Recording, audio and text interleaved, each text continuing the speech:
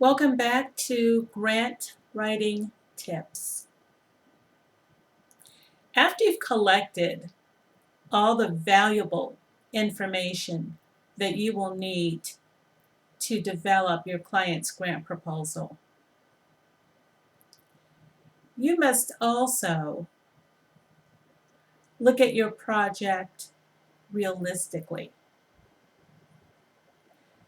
In saying that, it's also your responsibility to help your client look at their projects realistically. Very often, we deliver news or need to deliver news to our clients that help them make a decision whether or not to move forward with their programs. Because unfortunately, most executives or founders or directors of nonprofit organizations don't have any idea how much work is involved and how much documentation is going to be required. There are actually people out there that think they can get $1 million to warehouse goods to give away. It's so not happening. There are other people that believe that they can have grant proposals written that will finance, unfortunately, Santa suits and trips to Africa to deliver used clothing to disadvantaged children. Again, it's just not happening. And so tip number 1 was collect all of your information. Tip number 2 is be realistic. And the realism will have to take the place or the form of a conversation again with your client. Hopefully you've had other discussions with your client and you have taken notes, or they have a website that you can refer to that identifies their goals, objectives, and services.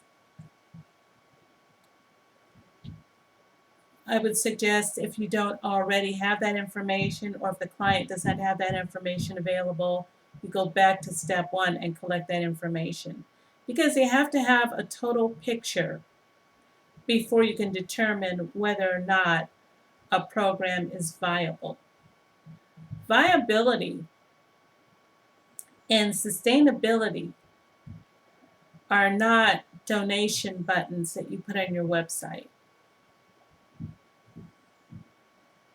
Nonprofit organizations increasingly must learn how to generate revenue for their nonprofit programs, because there's so many people who are still in need.